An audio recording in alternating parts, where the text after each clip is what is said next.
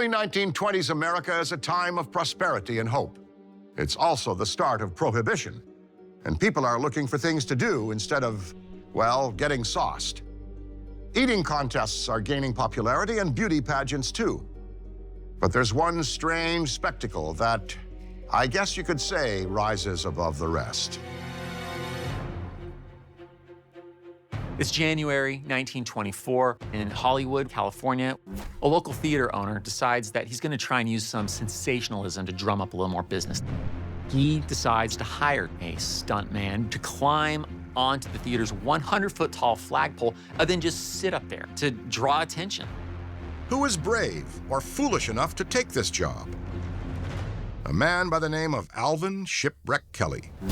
Shipwreck claims to have survived 32 shipwrecks, including that of the Titanic. Probably not true, but this is how he earns his moniker Shipwreck.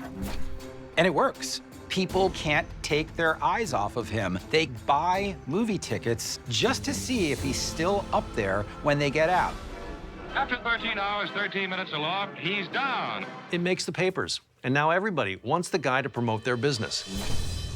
Over the next decade, Shipwreck tours 28 cities in the United States to drum up business by flagpole sitting. He earns up to $500 a day per appearance. That's $10,000 in today's money. Because he's getting paid by the day, Shipwreck's in no hurry to come down. That's when he starts racking up records.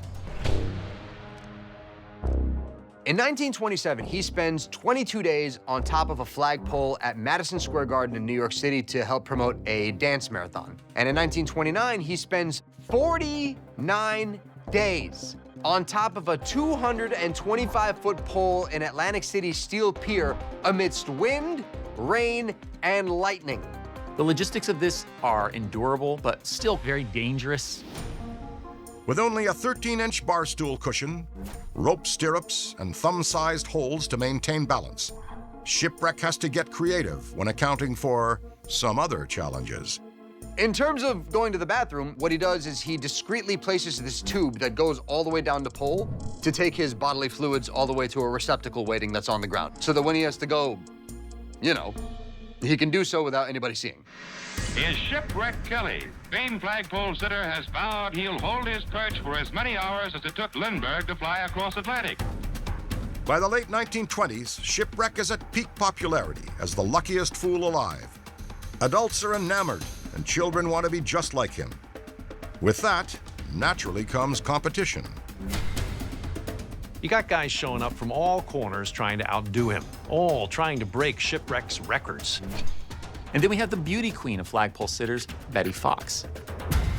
She's skipping rope, she's dancing, she does all sorts of tricks to kind of set herself apart, and she even has a telephone that connects to the bottom of the flagpole so that her fans can come and have a conversation with her. While no flagpole sitters plummet and die, in 1929, the stock market does. The realities of the Great Depression set in, and people don't really have the cash or patience to watch a guy sit up on a flagpole. People just stop paying attention. While the flagpole sitting era comes to an end, Shipwreck Kelly must have the last word. In 1934, he mounts a flagpole to the top of a biplane and goes for one final ride. Say what you will about Shipwreck Kelly, but it's undeniable. He went out on top. In the 1920s, stunt flying shows become a popular form of entertainment, propelling daredevils to push the boundaries of what it's possible to do while in the air. This leads one woman to turn an accident into a real showstopper.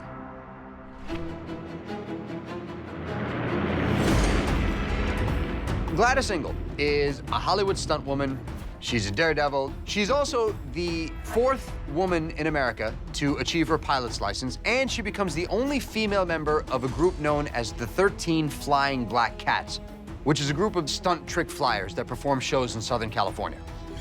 And Gladys is one of the prime performers in this show.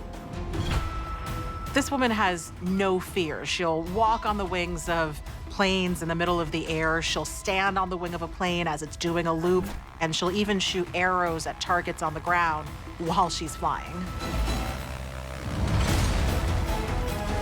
And, by the way, she's doing all of these stunts without a parachute. So if she falls, she dies. One death-defying feat in particular will go down as Gladys's greatest. January of 1926, the Flying Black Cats are putting on one of their air shows. A pilot named Art Goebel is flying one of these planes, doing stunts, when suddenly one of his wheels falls off in midair. This is the 1920s. Landing a plane with two wheels is hard enough. Landing a plane with one wheel without crashing is nearly impossible. The question becomes, how do you change a tire in midair? More importantly, who would be bold enough to do such a thing? Gladys Ingle volunteers. Several of her Black Cat teammates strap a tire to her back. She gets on the wing of a plane and heads up into the air towards the distress plane. As Gladys is riding this biplane, the crowd is fixated. This biplane on which she's riding on the wing inches closer and closer to Goebel's plane. Crowd on the ground is looking at her going, no, are you mad?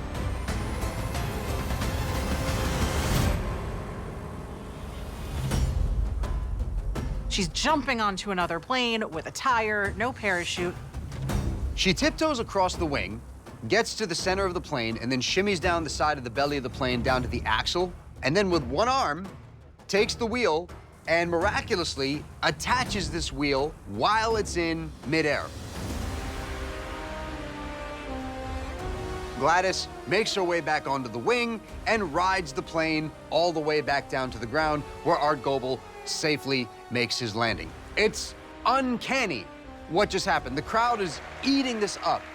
Unbeknownst to the awestruck spectators below, this was all part of the show. The stunt is actually born out of something that happened.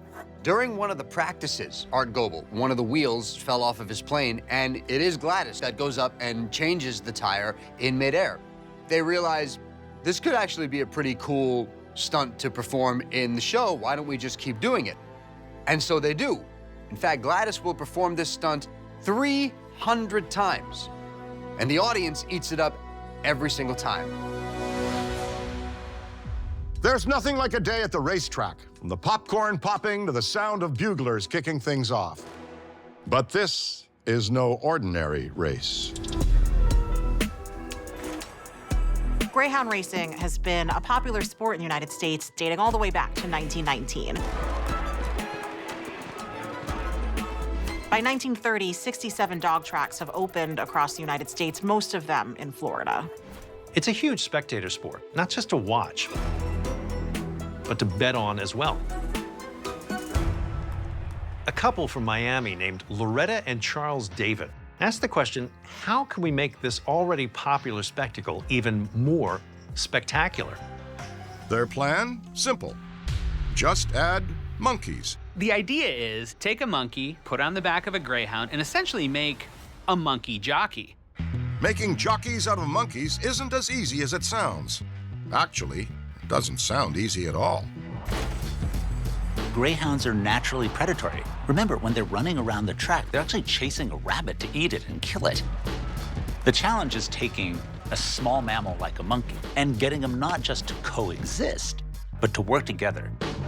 The Davids are up for the task and move forward to bring this spectacle to the racetrack. Loretta and Charles import 12 baby capuchin monkeys from Panama. Each of these baby monkeys cost about $35,000 today. So this is a huge investment. The genius part of this is that the Davids also get 12 greyhound puppies, and they raise the monkeys and the puppies together, basically as siblings.